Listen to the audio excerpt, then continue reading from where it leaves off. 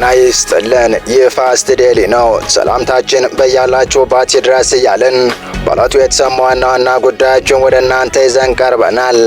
ቻናላችንን ሰብስክራይብ፣ ፕሮግራማችን ላይክ እና ሼር እንድታደርጉ እየጋበዝን የዕለቱን አበይት ዜናዎችን አስቀድመን እንጀምራለን። ትራምፕ ታሪካዊ በተባለውና በተጠበቀው ዓመታዊ የምክር ቤት ሪፖርታቸው በታሪክ ረጅሙን ንግግር ባደረጉበት የትናንት ምሽቱ ኩነት ኢትዮጵያና ግብፅን አንስተው ንግግር ማድረጋቸው እያነጋገረ ባለበት ወቅት ወዲህ ደግሞ ለነጩ ቤተ መንግስት ቅርብ ነው የሚባልለት ተቋም ስለ ኢትዮ ኤርትራ ወቅታዊ ፍጥጫ አዲስ የጥናት ሪፖርት ይፋ አድርጓል። ስለ ኢትዮ ኤርትራ ጦርነት ከአሜሪካ የተሰማው ይህ የጥናት ሪፖርት በርካቶች እየተቀባበሉት ይገኛሉ። የሁለቱን ሀገራት ወታደራዊ ፍጥጫ ወዴት ያመራል በሚለው ጉዳይ ላይ ትኩረት አድርጎ ይፋ የሆነው ይህ አዲስ ጥናት የቀረበው ለነጩ ቤተ መንግስት ቅርበት ካለው ተቋም መሆኑ ትኩረት ሳቢ ሆኗል። ዝርዝር መረጃውን ይዘነዋል፣ በጥንክራችን የምትሰሙት ይሆናል። በሌላ በኩል ደግሞ ዳግም ያገረሸውን ህዝባዊ ተቃውሞ ተከትሎ ትራምፕ በኢራን ጉዳይ ጣልቃ እንዲገባ ለሲአይኤ ቆፍጠን ያለ ትዕዛዝ መስጠታቸው ተሰምቷል። ግዙፉ የአሜሪካ ስለላ ተቋም ሲአይኤ በኢራን ጉዳይ እጁን ታጥቦ ሊገባ መሆኑን የጠቆመበትን መረጃ ይፋ ያደረገ ሲሆን ተቋሙ ለኢራናውያንም ተባበሩኝ የሚል ያልተለመደ ጥሪ ማስተላለፉ ደግሞ በርካቶችን እያነጋገረ ነው። በዝርዝር እንመለከታቸዋለን። እስከ ፍጻሜው አብራችሁን ቆዩ። በኢትዮጵያና ኤርትራ መካከል ያለው ውዝግብ በከፍተኛ ደረጃ እየተካረረ ቢሆንም ሁኔታ ወደ ሙሉ ጦርነት የማምራት ዕድሉ ጠባብ እንደሆነ የአሜሪካው ጥናት ተቋም ሮበርቲንግ ኢንስቲትዩት አስታወቀ። የጥናቱ ተቋም ትናንት ይፋ ባደረገው ትንተና ሆኖ ሙሉ በሙሉ ጦርነት ዝግ እንዳልሆነም አስታውቋል። መቀመጫውን በአሜሪካ ዴልዌር ግዛት ደቦር ያደረገው የሮበርት ላንሲንግ ኢንስቲትዩት ሁኔታዎች ወደ ሙሉ ጦርነት ከተሻገሩ በአፍሪካ ላይ ልዩ ጥቅም ያላቸው የመካከለኛ ምስራቅ ሀገራት እንዲሁም ቻይና፣ አሜሪካ፣ የአውሮፓ ህብረት በዲፕሎማሲና በሎጂስቲክ ጣልቃ ሊገቡ እንደሚችሉ ይህም አካባቢውን የጂኦፖለቲካ ግጭት ማዕከል ሊያደርጉ እንደሚችል አስጠንቅቋል።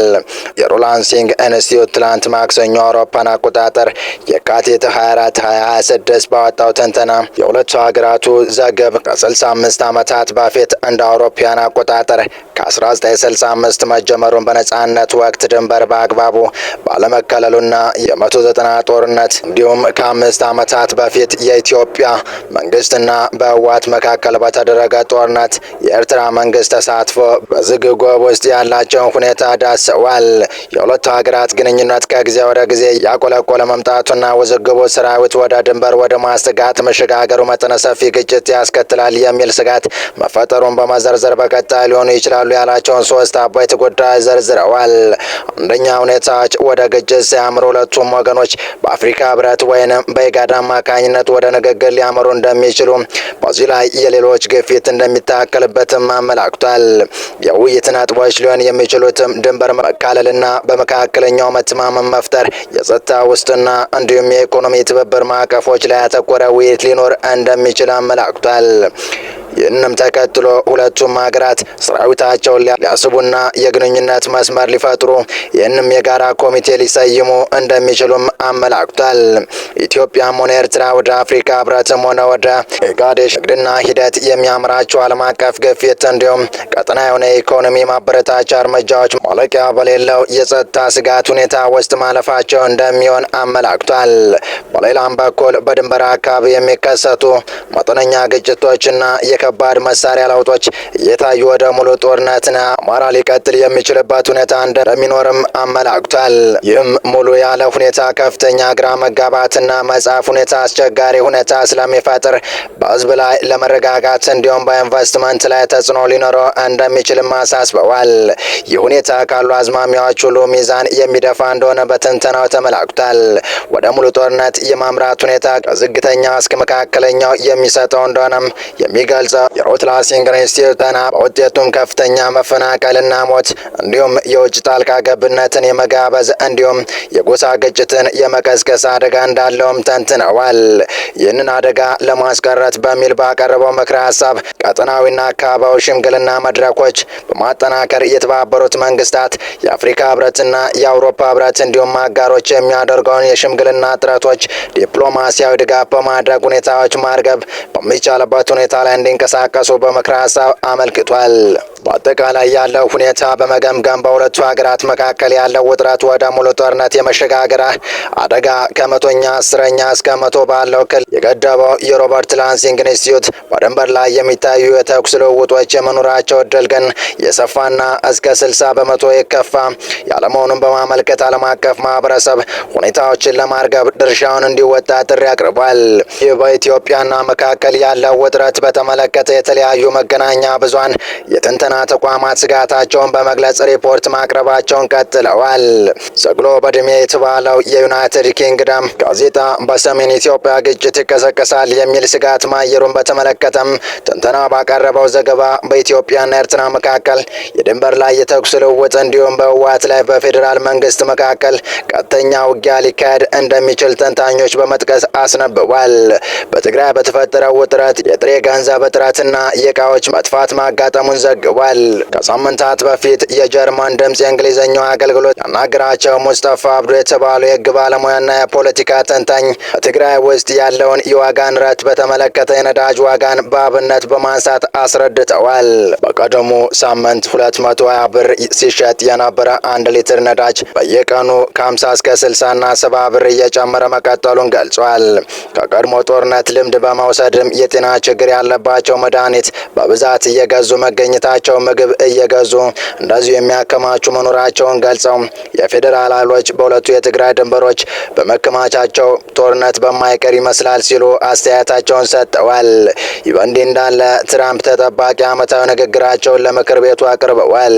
ንግግራቸው በታሪክ ረጅሙ የምክር ቤት ንግግር ሆኖ ተመዝግቧል።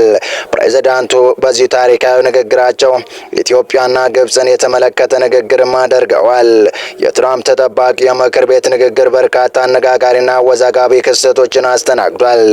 ትራምፕ ላይ ባሰሙት ተቃውሞ የምክር ቤት አባል ከስብሰባው እንዲወጡ የተደረገበት አጋጣሚ መድረኩን አነጋጋሪ ካደረጉት ክስተቶች አንዱ ነው። ትራምፕ ሰዓታት በፈጀውና በርካታ ጉዳዮች ባነሱበት መልእክታቸው ኢትዮጵያና ግብፅን በተመለከተ በሪፖርታቸው አካተዋል። ትራምፕ በዚሁ ንግግራቸው ከሀገራቸው አልፎ በመላው ዓለም ሰላም እንዲሰፍን ከፍተኛ ስራ መስራታቸውን ገልጸው በዓለም ላይ 8 ጦርነቶችን ቋጭቻለሁ ሲሉ ተደምጠዋል። ትራምፕ አስቆም ሲል ከጠቆሷቸው ጦርነቶች የኢትዮጵያና ግብፅ ይገኙበታል ሲሉ ተናግረዋል። ትራምፕ ንግግራቸውን እያደረጉ ባለበት ወቅት ተከታታይ ተቃውሞችን ገጥሟቸዋል። የቴክሳሱ ተወካይ አል ግሪን ባደረጉት ዝምተኛ ተቃውሞ በጸጥታ ኃይሎች ከአዳራሽ እንዲወጡ ተደርጓል። እድሜያቸው 79 የሆኑት ዲሞክራቱ አል ግሪን በካፒታል ሌተሮች ጥቁር ዝንጀሮ አይደሉም የሚል ጽሑፍ የያዘ ታፔላ በዝምታ ይዘው ቆመው ነበር። የድርጊታቸው ፕሬዝዳንት ትራምፕ በዚህ ወር በማህበራዊ ገጻቸው ላይ የቀድሞውን ፕሬዝዳንት ባራክ ኦባማንና ባለቤታቸው ሚሼል ኦባማን እንደ ዝንጀሮ የሚያሳይ ዘረኛ ቪዲዮ ማጋራታቸውን ለመቃወም የተደረገ ግል ምላሽ እንደሆነም ታምኖበታል። ትራምፕ ትናንት ምሽቱን ባደረጉት የስቴት ኦፍ ዩኒየን ንግግራቸው አሜሪካ ተመልካች ሲሉ ተናግረዋል። ስቴት ኦፍ ዩኒየን የአሜሪካ ፕሬዝዳንት በየዓመቱ ከኮንግረሱና ለህግ አውጪው አካል የሚያቀርቡት የሀገሪቱ ወቅታዊ ሪፖርት ነው። ንግግሩ የአሜሪካን አጠቃላይ የፖለቲካ ኢኮኖሚና የማህበራዊ ሁኔታዎችን በመገምገም የወደፊት እቅዶችንና የህግ አውጪ አጀንዳዎችን የሚያስቀምጥ ወሳኝ ዓመታዊ ኩነት ነው። በመጨረሻም ሲአይኤ ለኢራናውያን ያስተላለፈው ያልተለመደ ጥሪ በርካቶችን እያነጋገረ ነው። የአሜሪካው ማዕከላዊ የስለላ ድርጅት ሲአይኤ በኢራን የሚገኙ ጸረ መንግስታት ተቃዋሚዎች በበይነ መረብ አማካኝነት በሚስጥር ሊያገኙት የሚጠይቅ ያልተለመደ ጥሪ በፋርስኛ ቋንቋ አቅርቧል። ድርጅቱ ድምጻችሁ ይሰማናል፣ እንረዳችሁም እንፈልጋለን በማለት ለተቃዋሚዎቹ መልእክት ያስተላለፈ ሲሆን ይህ ጥረት በሁለቱ አካላት መካከል ያለውን ግንኙነት ለማጠናከር ያለመ እንደሆነ ታውቋል። ባለፈው ማክሰኞ በኤክስ ማህበራዊ ገጽ ላይ ባወጣው ጽሑፍ ድርጅቱ ተቃዋሚዎች እንዴት ደህንነቱ በተጠበቀ መንገድ ግንኙነት ማድረግ እንደሚችሉ የሚገልጽ ዝርዝር መመሪያዎችን በፋርስኛ ቋንቋ አሳትሟል። ይህ ጥሪ የኢራንና የሲአይኤ ባንዲራዎችን ከሚያሳይ ምስል ጋር አብሮ የቀረበ ሲሆን መረጃው በወቅታዊነት ለኢራናውያን ተደራሽ እንዲሆን ታቅዶ የተዘጋጀ ነው። ድርጅቱ ተቃዋሚዎች ማንነታቸው ሳይታወቅ መረጃ የሚለዋወጡበት መንገድ በማመቻቸት በኢራን ውስጥ ያለውን እንቅስቃሴ ለመደገፍ ያለውን ፍላጎት በዚሁ መመሪያቸው አማካኝነት ገልጿል።